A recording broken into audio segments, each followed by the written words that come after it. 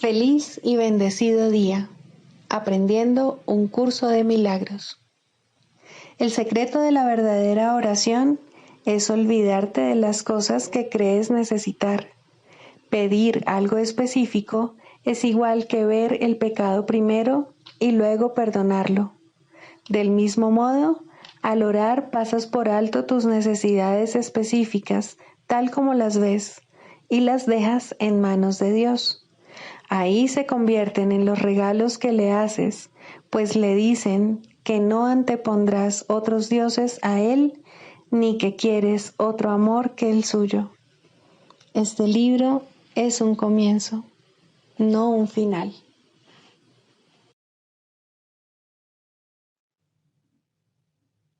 Del prefacio, ¿qué postula? Párrafo 12. El perdón es algo desconocido en el cielo, donde es inconcebible que se pudiese necesitar.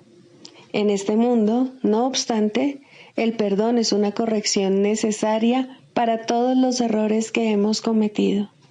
Perdonar a otros es la única manera en que nosotros mismos podemos ser perdonados, ya que refleja la ley celestial, según la cual dar es lo mismo que recibir. El cielo es el estado natural de todos los hijos de Dios, tal como Él los creó. Esa es su realidad eternamente, la cual no ha cambiado porque nos hayamos olvidado de ella.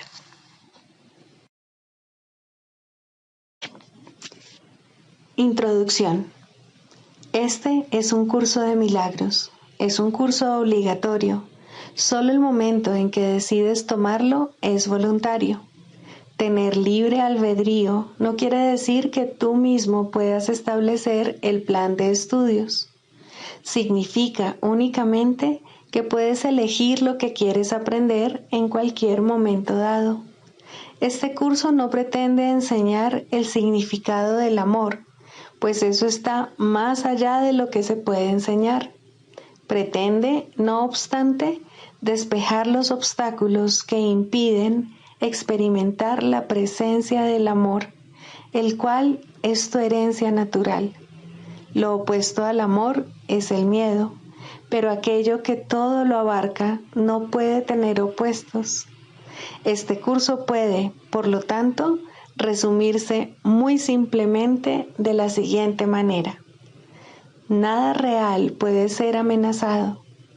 Nada irreal existe. En esto radica la paz de Dios.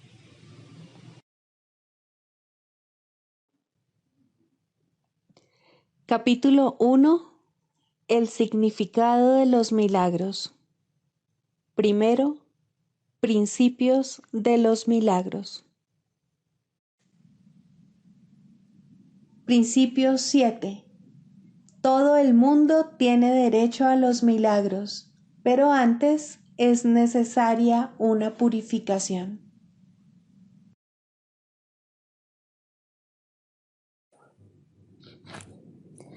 Capítulo 8. El viaje de retorno. Primero, la dirección del plan de estudios. El conocimiento no es la motivación para aprender este curso. La paz lo es. La paz es el requisito previo para alcanzar el conocimiento, simplemente porque los que están en conflicto no están en paz, y la paz es la condición necesaria para el conocimiento porque es la condición del reino. El conocimiento solo puede ser restituido cuando satisfaces sus condiciones. No es este un trato que Dios haya hecho, pues Dios no hace tratos.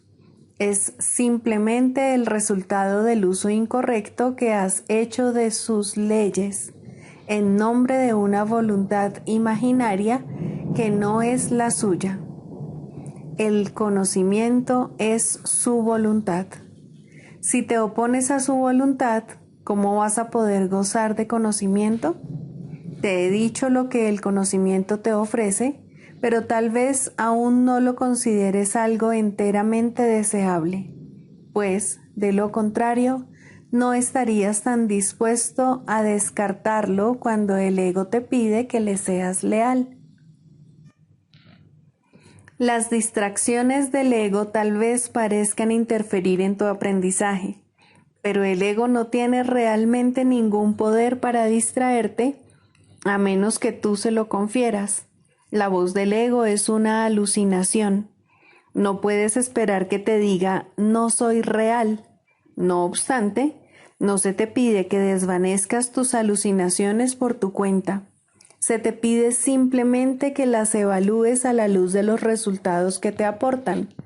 Si dejas de desearlas debido a la pérdida de paz que te ocasionan, serán eliminadas de tu mente. Cada vez que respondes a la llamada del ego, estás haciendo un llamamiento a la guerra, y la guerra ciertamente te priva de la paz. Mas en esta guerra no hay adversario. Esta es la reinterpretación de la realidad que tienes que hacer para asegurar tu paz, y la única que jamás necesitas hacer. Los que percibes como adversarios forman parte de tu paz, a la cual renuncias cuando los atacas. ¿Cómo se puede tener aquello a lo que se renuncia? Compartes para tener, pero no renuncias a lo que compartes. Cuando renuncias a la paz, te excluyes a ti mismo de ella. Es esta una condición tan ajena al reino que te es imposible entender el estado que prevalece dentro de él. Lo que aprendiste en el pasado tiene que haberte enseñado lo que no te convenía, por la sencilla razón de que no te hizo feliz. Solo por eso debería ponerse en duda su valor. Si el propósito del aprendizaje es producir cambios, y ese es siempre su propósito, ¿te sientes satisfecho con los cambios que tu aprendizaje ha producido en ti? Si no estás contento con lo que aprendiste, es señal evidente del fracaso de dicho aprendizaje, ya que significa que no conseguiste lo que deseabas. El plan de estudios de la expiación es el opuesto al que tú elaboraste para ti, y lo mismo se puede decir de su resultado. Si el resultado de tu plan de estudios te ha hecho feliz y deseas otro diferente, obviamente es necesario que se efectúen cambios en el plan de estudios. El primer cambio que debe efectuarse es un cambio de dirección. El plan de estudios que tenga sentido no debe ser inconsistente. Si lo planean dos maestros que creen en ideas diametralmente opuestas, no puede ser un plan integrado. Si esos dos maestros lo ponen en práctica simultáneamente, cada uno de ellos no hará sino ser un obstáculo para el otro. Esto da lugar a fluctuaciones, pero no a un auténtico cambio. Los que son volátiles no tienen dirección. No pueden decidir ir en una dirección determinada porque no pueden abandonar la otra, si bien esta última no existe. Su plan de estudios conflictivo les enseña que todas las direcciones existen y no les proporciona ninguna base racional sobre la que fundar su elección. Antes de que pueda efectuarse un auténtico cambio de dirección, es necesario reconocer plenamente la total insensatez de semejante plan de estudios. No puedes aprender simultáneamente de dos maestros que están en completo desacuerdo con respecto a todo. Su plan de estudios conjunto constituye una tarea de aprendizaje imposible. Te están enseñando cosas completamente diferentes de forma completamente diferente, lo cual sería posible si no fuera porque las enseñanzas de ambos son acerca de ti. Ninguno de ellos puede alterar tu realidad, pero si los escuchas a los dos, tu mente estará dividida con respecto a lo que es tu realidad.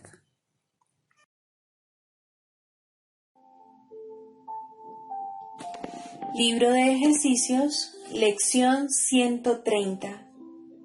Es imposible ver dos mundos. La percepción es congruente. Lo que ves refleja lo que piensas, y lo que piensas no es sino un reflejo de lo que quieres ver. Tus valores determinan esto, pues no puedes sino desear ver aquello que valoras, al creer que lo que ves existe realmente. Nadie puede ver un mundo al que su mente no le haya conferido valor, y nadie puede dejar de ver lo que cree desear. Sin embargo, ¿quién puede odiar y al mismo tiempo amar? ¿Quién puede anhelar aquello que él no desea que sea real? ¿Quién puede elegir ver un mundo del que tiene miedo? El miedo no puede sino cegar, pues esta es su arma, que no puedes ver aquello que temes ver.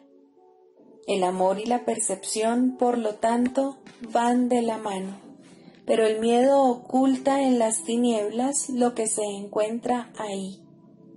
¿Qué puede, entonces, proyectar el miedo sobre el mundo? ¿Qué puede verse en las tinieblas que sea real? La verdad se ve eclipsada por el miedo y el resto es todo imaginado. Mas, ¿qué puede ser real en las ciegas imaginaciones nacidas del pánico?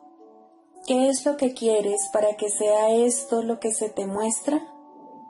¿Qué ibas a querer conservar de un sueño así?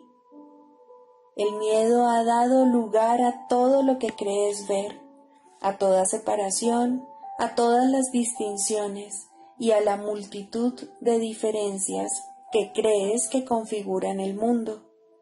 Ninguna de esas cosas existe.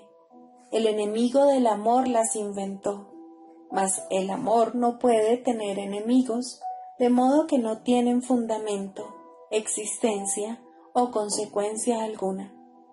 Se les puede atribuir valor, pero siguen siendo irreales. Se puede ir en pos de ellas, mas no se pueden hallar. Hoy no iremos en busca, ni desperdiciaremos el día buscando lo que no se puede hallar. Es imposible ver dos mundos que no tienen nada en común. Si vas en pos de uno, el otro desaparece. Solo uno de ellos puede permanecer. Ambos constituyen la gama de alternativas que tienes ante ti, más allá de la cual no hay nada que puedas elegir. Lo real y lo irreal son las únicas alternativas entre las que puedes elegir. No hay ninguna otra. Hoy intentaremos no transigir allí donde es imposible hacerlo. El mundo que ves es la prueba de que ya has elegido algo que es tan completamente abarcador como lo es su opuesto. Lo que deseamos aprender hoy es algo más que la simple lección de que no puedes ver dos mundos. Esta lección enseña también que el mundo que ves es completamente congruente desde el punto de vista desde el que lo contemplas. Es un solo bloque, porque procede de una sola emoción, y su origen se ve reflejado en todo lo que ves. En 6 ocasiones hoy, llenos de gratitud, dedicaremos gustosamente 5 minutos al pensamiento que pone fin a toda transigencia y a toda duda, y las trascenderemos todas como si de una sola se tratase. No haremos miles de distinciones sin sentido, ni intentaremos conservar una pequeña porción de la irrealidad cuando consagremos nuestras mentes a hallar solo lo que es real. Comienza tu búsqueda del otro mundo, pidiendo que se te conceda una fortaleza superior a la tuya, y reconociendo ¿qué es lo que persigues? No deseas más ilusiones y te preparas para esos 5 minutos vaciando tus manos de todos los vanos tesoros de este mundo. Esperas la ayuda de Dios según dices. Es imposible ver dos mundos. Permítaseme aceptar la fortaleza que Dios me ofrece y no ver valor alguno en este mundo, para así poder hallar mi libertad y mi salvación. Dios estará allí, pues habrás invocado el formidable e infalible poder que, lleno de gratitud, dará este gigantesco paso contigo. No dejarás de advertir su agradecimiento expresado en una percepción tangible y verdadera. No dudarás de lo que contemples, pues aunque se trate de una percepción, no se trata de una de la que tus ojos, por sí solos, hayan visto jamás. Y sabrás que la fortaleza de Dios te respaldó cuando tomaste esta decisión.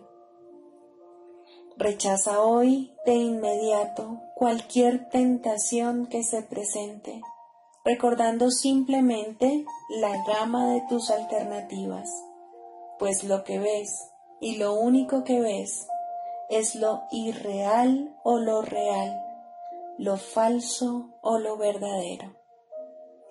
La percepción es congruente con tu elección y según elijas, experimentarás el cielo o el infierno.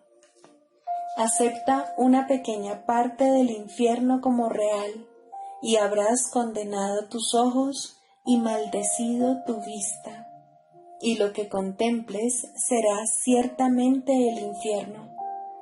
No obstante, la liberación que te ofrece el cielo sigue estando a tu alcance como una de las alternativas que puedes elegir para que ocupe el lugar de todo lo que el infierno quiere mostrarte. Lo único que necesitas decirle a cualquier parte del infierno, sea cual sea la forma que adopte, es esto: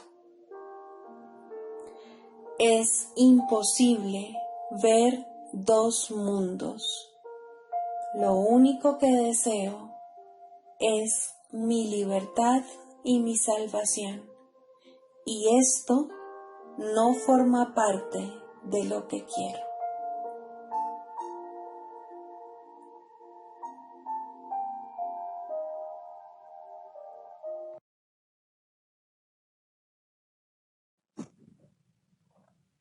Características de los maestros de Dios. 10. Mentalidad abierta. El papel central que ocupa la mentalidad abierta, quizá el último de los atributos que el maestro de Dios adquiere, puede entenderse fácilmente cuando se reconoce la relación que guarda con el perdón.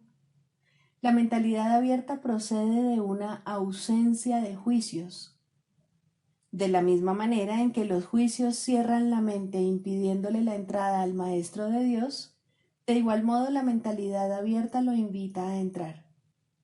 De la misma manera en que la condenación juzga al Hijo de Dios como malvado, de igual modo la mentalidad abierta permite que sea juzgado por la voz de Dios en su nombre. De la misma manera en que la proyección de la culpabilidad sobre él lo enviaría al infierno, de igual modo la mentalidad abierta permite que la imagen de Cristo le sea extendida. Solo aquellos que tienen una mentalidad abierta pueden estar en paz, pues son los únicos que ven razones para ello. ¿Cómo perdonan los que tienen una mentalidad abierta? Han renunciado a todas las cosas que les impediría perdonar. Han abandonado realmente el mundo y han permitido que éste les sea restaurado con tal frescura y en júbilo tan glorioso que jamás hubiesen podido concebir un cambio así. Nada es ahora como era antes. Todo lo que antes parecía opaco y sin vida, ahora no hace sino refulgir. Lo que es más, todas las cosas les dan la bienvenida, ya que ha desaparecido toda sensación de amenaza. Ya no quedan tinieblas que oculten la faz de Cristo. Ya se ha logrado el objetivo. El perdón es la meta final del programa de estudios, pues allana el camino para lo que se encuentra más allá de todo aprendizaje. El programa de estudios no hace ningún esfuerzo por excederse de su verdadero objetivo. El perdón es su único objetivo, en el cual converge en última instancia todo aprendizaje. Ciertamente, eso es suficiente. Habrás notado que la lista de atributos de los maestros de Dios no incluye las características que constituyen la herencia del Hijo de Dios. Términos tales como amor, inocencia, perfección, conocimiento y verdad eterna no aparecen en este contexto, pues no serían apropiados aquí. Lo que Dios ha dado está tan remotamente alejado de nuestro programa de estudios que el aprendizaje no puede sino desaparecer ante su presencia. Sin embargo, mientras su presencia esté velada, el enfoque ha de centrarse necesariamente en el programa de estudios. La función de los maestros de Dios es llevar al mundo el verdadero aprendizaje. Propiamente dicho, lo que llevan es un desaprendizaje, que es a lo único que se le puede llamar verdadero aprendizaje en este mundo. A los maestros de Dios se les ha encomendado la función de llevar al mundo las buenas nuevas del completo perdón. Bienaventurados son, en verdad, pues son los portadores de la salvación.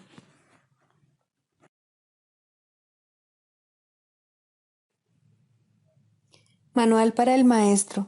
Pregunta 10. ¿Cómo se deja de juzgar? Los juicios, al igual que los demás mecanismos mediante los cuales se mantiene vigente el mundo de las ilusiones, es algo que el mundo no entiende en absoluto.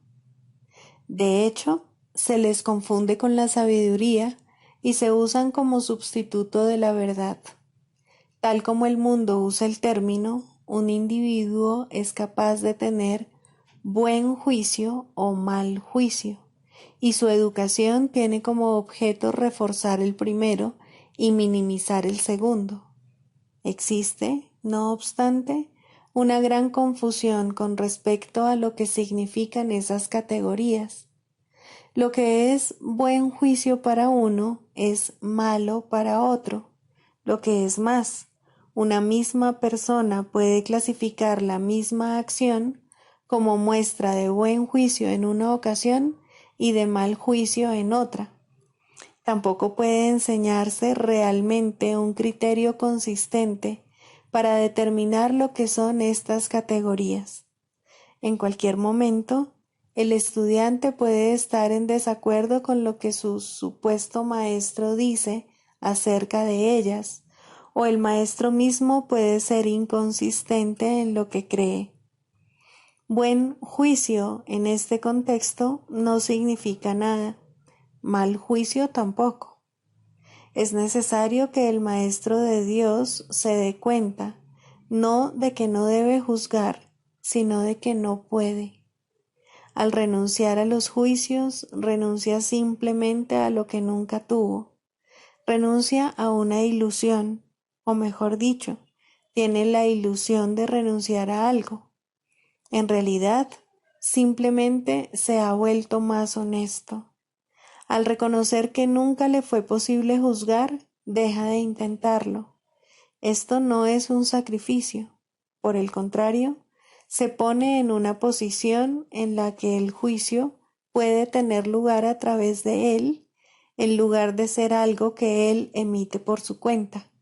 Y este juicio no es ni bueno ni malo, es el único juicio que existe y es solo uno. El Hijo de Dios es inocente y el pecado no existe. El objetivo de nuestro programa, a diferencia del objetivo del aprendizaje del mundo, es el reconocimiento de que juzgar en el sentido usual es imposible. Esto no es una opinión, sino un hecho. Para poder juzgar cualquier cosa correctamente, uno tendría que ser consciente de una gama inconcebiblemente vasta de cosas pasadas, presentes y por venir. Uno tendría que reconocer de antemano todos los efectos que sus juicios podrían tener sobre todas las personas y sobre todas las cosas que de alguna manera estén involucradas en ellos. Y tendría que estar seguro de que no hay distorsión alguna en su percepción para que sus juicios fuesen completamente justos con todos sobre los que han de recaer ahora o sobre los que hayan de recaer en el futuro. ¿Quién puede hacer eso? ¿Quién, excepto en delirios de grandeza, pretendería ser capaz de todo esto? ¿Recuerdas cuántas veces pensaste que estabas al tanto de todos los hechos que necesitabas para juzgar algo y cuán equivocado estabas? ¿Quién no ha tenido esta experiencia? ¿Tienes idea de cuántas veces pensaste que tenías razón sin jamás darte cuenta de que estabas equivocado? ¿Por qué habrías de querer usar una base tan arbitraria para tomar tus decisiones?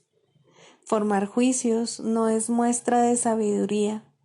La renuncia a todo juicio lo es. Forma, pues, un solo juicio más, y es este. Hay alguien a tu lado cuyo juicio es perfecto. Él conoce todos los hechos, pasados, presentes y por venir.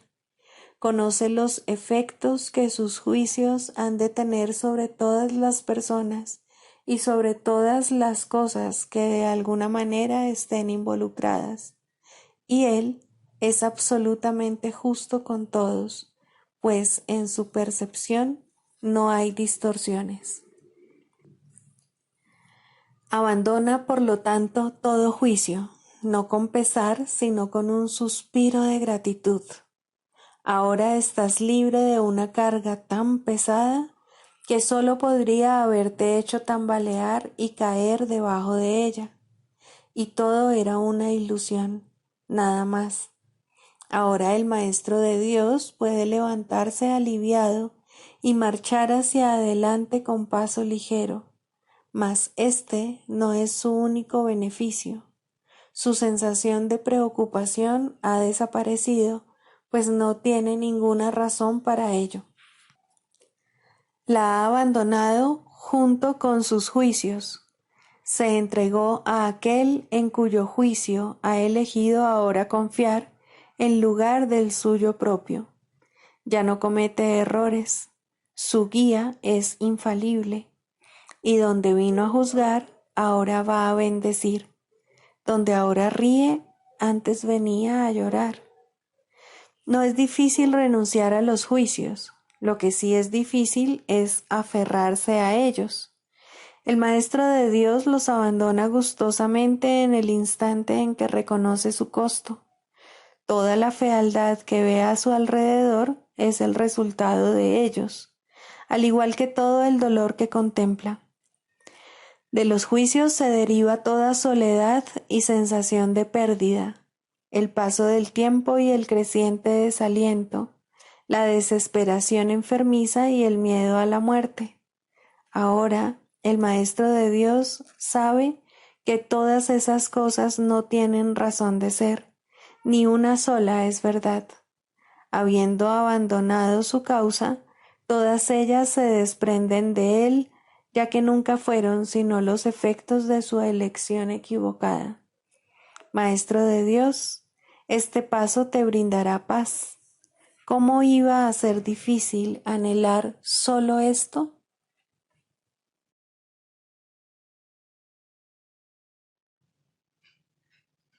Clarificación de términos.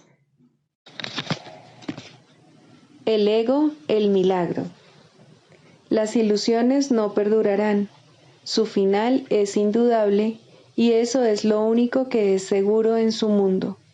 Por eso es por lo que es el mundo del ego. ¿Qué es el ego? El ego no es más que un sueño de lo que en realidad eres, un pensamiento de que estás separado de tu creador y un deseo de ser lo que él no creó. El ego es un producto de la locura, no de la realidad. Es tan solo un nombre para lo innombrable, un símbolo de lo imposible, una elección de opciones que no existen. Le damos un nombre solo para que nos ayude a entender que no es más que un pensamiento ancestral según el cual aquello que se ha inventado es inmortal. Mas, ¿qué podría proceder de ello excepto un sueño que, al igual que todos los demás sueños, tan solo puede terminar en la muerte? ¿Qué es el ego? El ego no es nada, pero se manifiesta de tal forma que parece ser algo. En un mundo de formas no se puede negar al ego, pues solo él parece real. Mas, ¿podría el Hijo de Dios, tal como su Padre lo creó, morar en una forma o en un mundo de formas? Si alguien te pide que definas al ego y expliques cómo se originó, es porque cree que el ego es real e intenta, por definición, asegurarse de que su naturaleza ilusiva quede oculta tras las palabras que parecen otorgarle realidad. Ninguna definición que se haya hecho de una mentira puede hacer que ésta sea verdad, ni tampoco puede haber una verdad que las mentiras puedan realmente ocultar. La irrealidad del ego no se niega con palabras, ni su significado se vuelve claro por el hecho de que su naturaleza parezca tener una forma. ¿Quién puede definir lo indefinible? Sin embargo, incluso para esto hay una respuesta.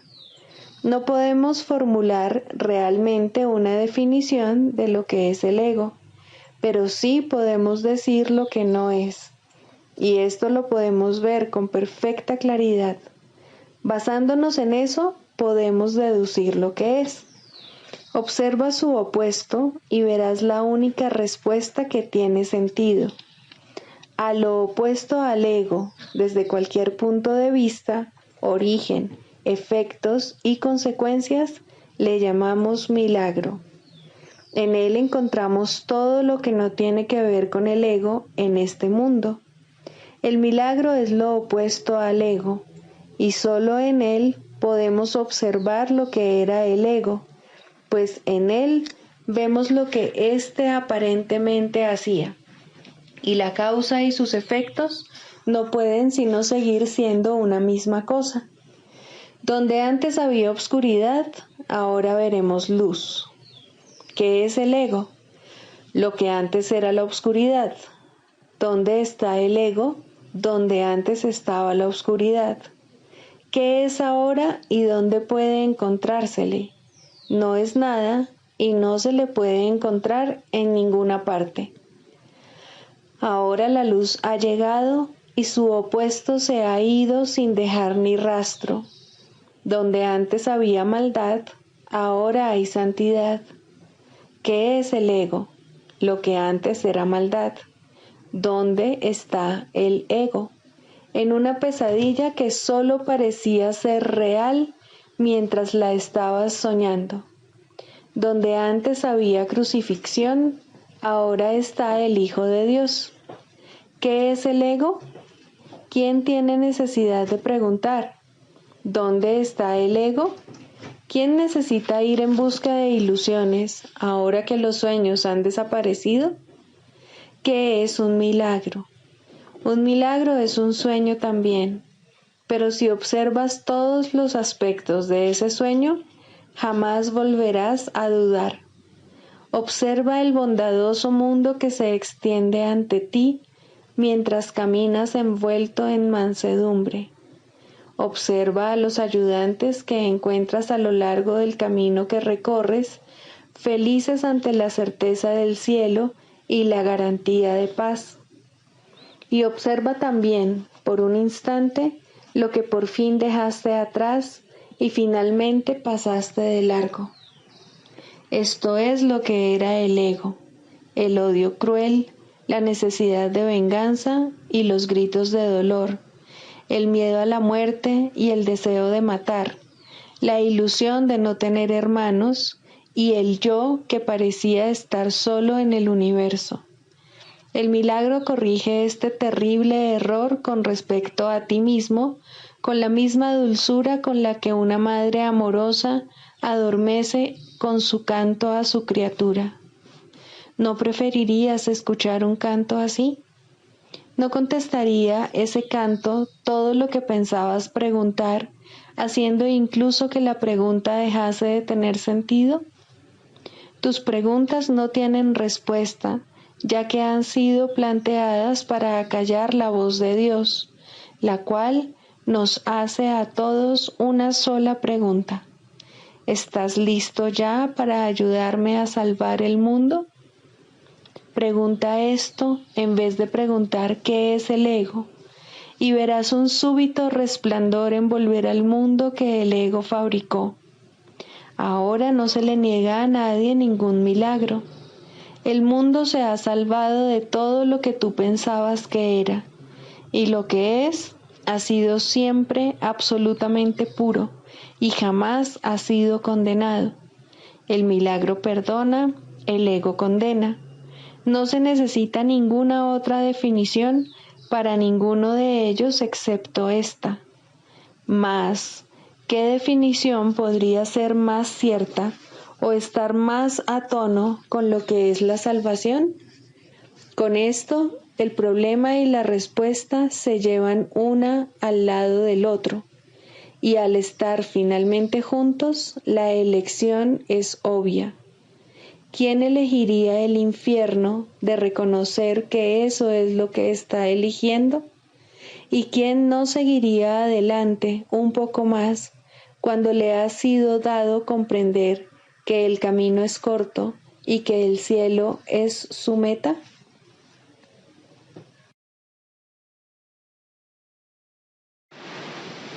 La práctica de la psicoterapia. Segundo, ¿es la psicoterapia una profesión? Estrictamente hablando, la respuesta es no. ¿Cómo podría considerarse exclusiva una profesión que todo el mundo desempeña? ¿Qué límites podría imponerse a una interacción en la que cada quien es a la vez paciente y terapeuta en toda relación en la que forma parte? Sin embargo, desde un punto de vista práctico, se puede decir que hay algunas personas que se dedican fundamentalmente a alguna u otra forma de curación como su tarea principal, y es a ellos a los que un gran número de personas acude en busca de ayuda. Esa es, en efecto, la práctica de la terapia. Ellos son, por consiguiente, los ayudantes oficiales. Están dedicados a satisfacer ciertas clases de necesidad en sus actividades profesionales, aunque pueden ser maestros mucho más capaces fuera de ellas. Ellos no necesitan, evidentemente, pautas específicas, pero se les puede pedir que utilicen ciertas aplicaciones de los principios generales que rigen la curación. En primer lugar, el terapeuta profesional se encuentra en una disposición idónea para demostrar que no hay grados de dificultad en la curación. No obstante, para poder hacer esto, necesita un adiestramiento especial, puesto que el aprendizaje mediante el cual se convirtió en terapeuta probablemente le enseñó poco o nada acerca de los verdaderos principios de la curación. De hecho, probablemente le enseñó cómo imposibilitarla. La mayoría de las enseñanzas del mundo siguen un programa de estudio en cómo juzgar con miras a hacer del terapeuta un juez. Más aún de esto, se puede valer el Espíritu Santo y a la menor invitación lo hará. El sanador no sanado puede ser arrogante, egoísta, indiferente e incluso deshonesto. Puede no estar interesado en la curación como su meta principal, pero algo le sucedió. No importa cuán leve pudo haber sido, ni cuán equivocada la dirección que pudo haber elegido cuando decidió ser un sanador. Ese algo es suficiente. Tarde o temprano, ese algo despuntará y crecerá. Un paciente tocará su corazón y el terapeuta silenciosamente le pedirá ayuda. Ha encontrado un terapeuta para sí mismo. Le ha pedido al Espíritu Santo que entre en la relación y la sane. Ha aceptado la expiación para sí mismo. Se dice que Dios contempló todo lo que había creado y lo declaró bueno. No, Él lo declaró perfecto, y así fue. Y como sus creaciones no cambian y son eternas, así es ahora. Sin embargo, es imposible que exista un terapeuta perfecto o un perfecto paciente. Ambos han tenido que negar su perfección, pues la misma necesidad que uno tiene por el otro implica un sentimiento de carencia. Una relación de uno a uno no es la relación una. Sin embargo, es el medio de retorno, el camino que Dios eligió para el regreso de su Hijo.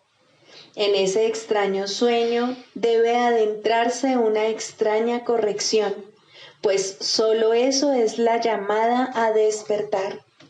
¿Y qué otra cosa, si no, debe ser la terapia? Despierta y regocíjate, pues todos tus pecados te han sido perdonados. Este es el único mensaje que dos personas deberían darse la una a la otra. Algo bueno debe resultar de todo encuentro entre paciente y terapeuta, y ese algo bueno se salvaguarda para los dos hasta el día en que ambos puedan reconocer que solo eso fue real en su relación.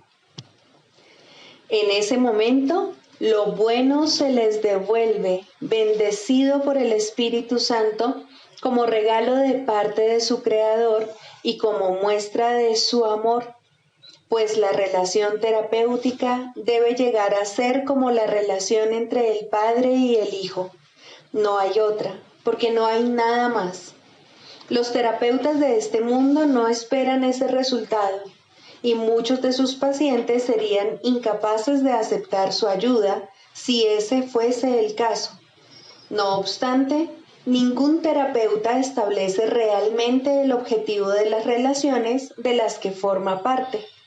Su comprensión comienza con este reconocimiento y continúa a partir de ahí.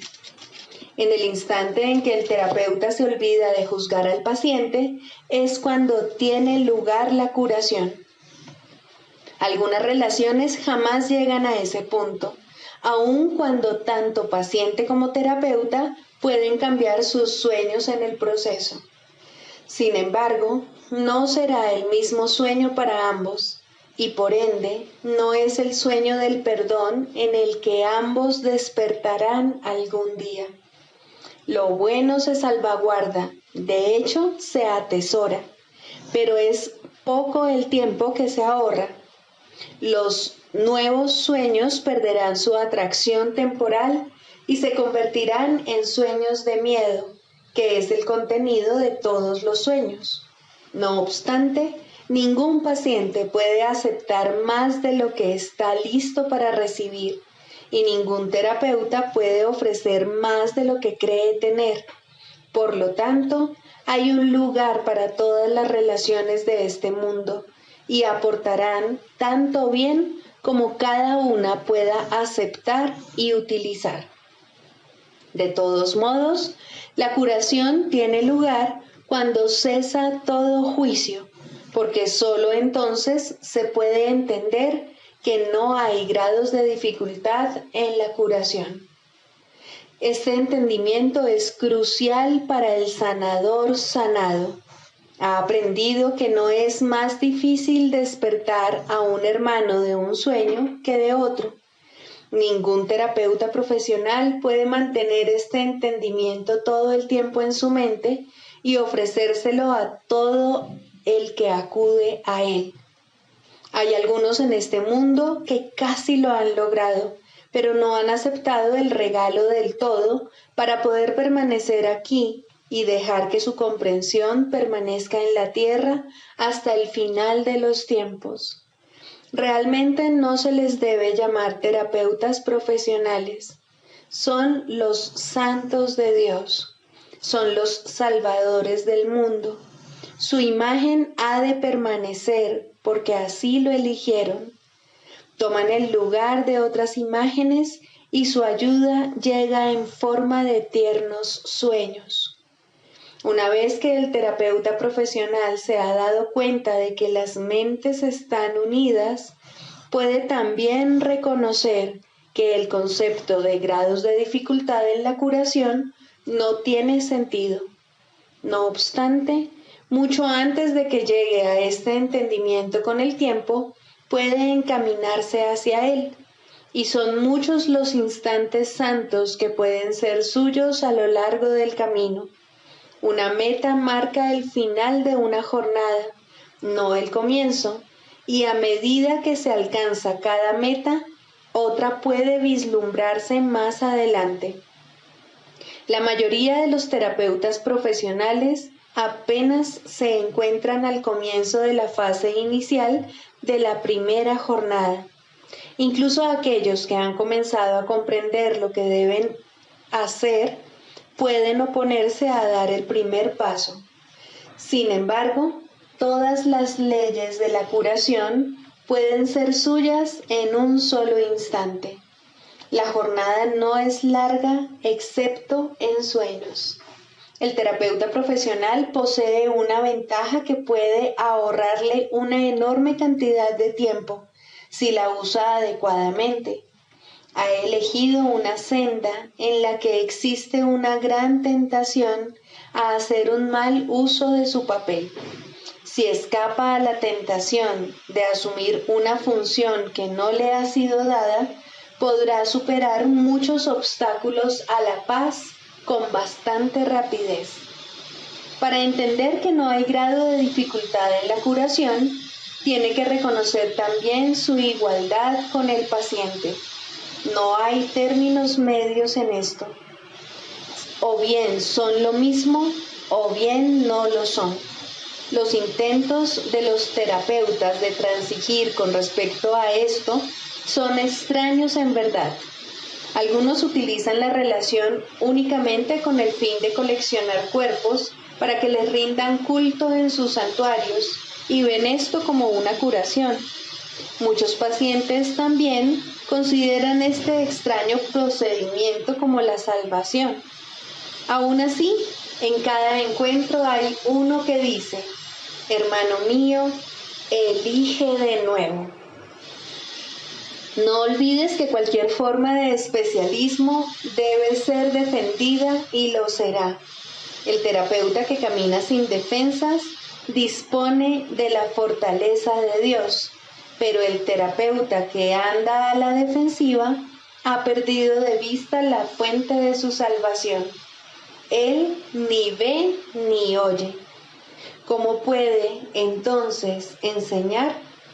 Puede hacerlo porque la voluntad de Dios es que Él ocupe su puesto en el plan para la salvación, porque es la voluntad de Dios que ayude a su paciente a unirse a Él allí, y porque su incapacidad para ver y oír no limita al Espíritu Santo en modo alguno, excepto en el tiempo.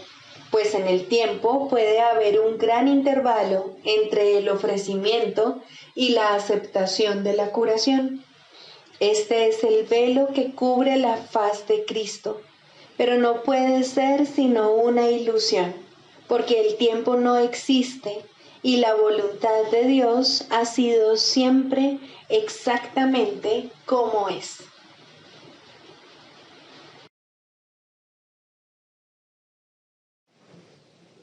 El canto de la oración. Tercero, la separación en contraposición a la unión. La falsa curación sana al cuerpo en parte, pero nunca de forma total. Sus metas separadas se pueden apreciar claramente en esto, pues no elimina la maldición del pecado que yace sobre él. Por consiguiente, todavía engaña.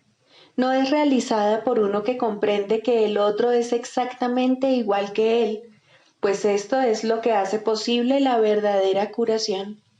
Cuando es falsa, hay un poder que uno de ellos posee que no ha sido otorgado a ambos por igual. En esto se muestra la separación, y con eso se pierde el significado de la verdadera curación y surgen ídolos para opacar la unidad que es el Hijo de Dios. Curar para separar puede parecer una idea extraña. Sin embargo, lo mismo se puede decir de toda forma de curación basada en cualquier tipo de desigualdad. Esas formas pueden sanar el cuerpo y, de hecho, generalmente se limitan a eso. Alguien sabe más, se ha adiestrado mejor o es quizás más talentoso y sabio. Por lo tanto, puede curar a alguien que se encuentra por debajo de él y bajo su amparo. El cuerpo se puede curar de esta manera porque en sueños la igualdad no puede ser permanente. El sueño se compone de modificaciones y cambios.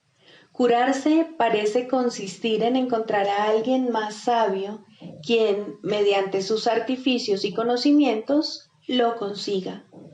Alguien sabe más.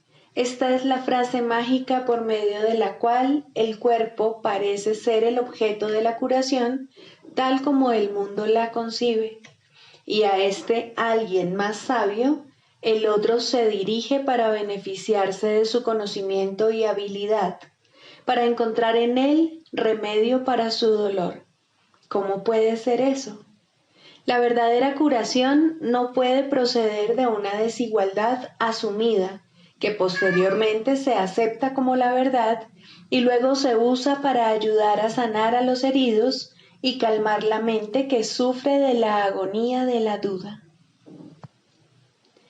¿Existe entonces un papel que uno pueda jugar en la curación para ofrecer ayuda a otro?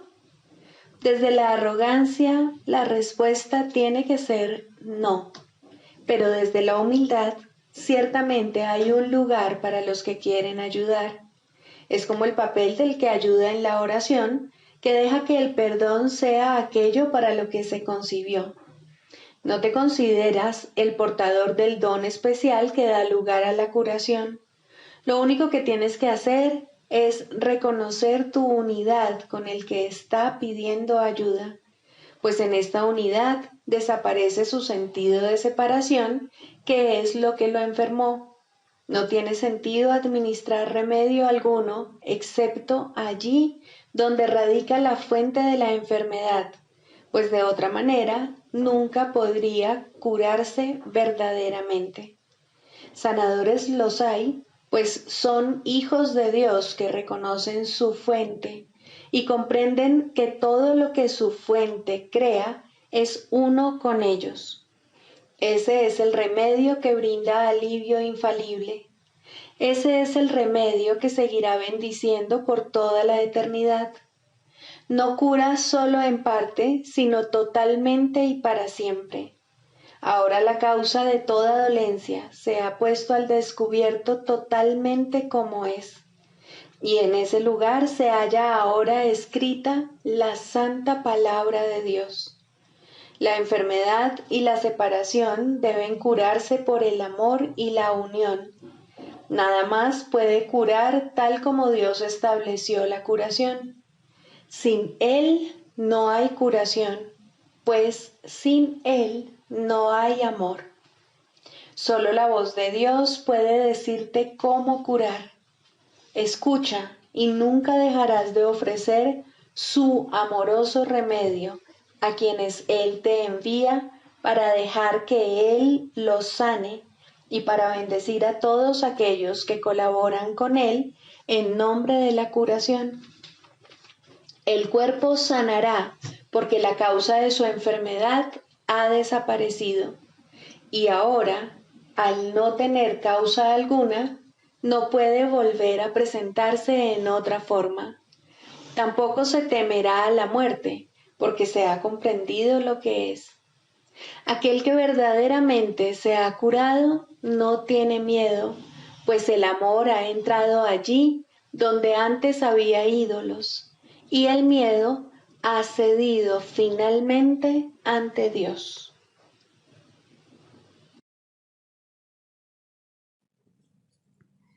Sigamos a Jesús haciendo del perdón algo tan natural como respirar y algo tan vital como el aire. Amén.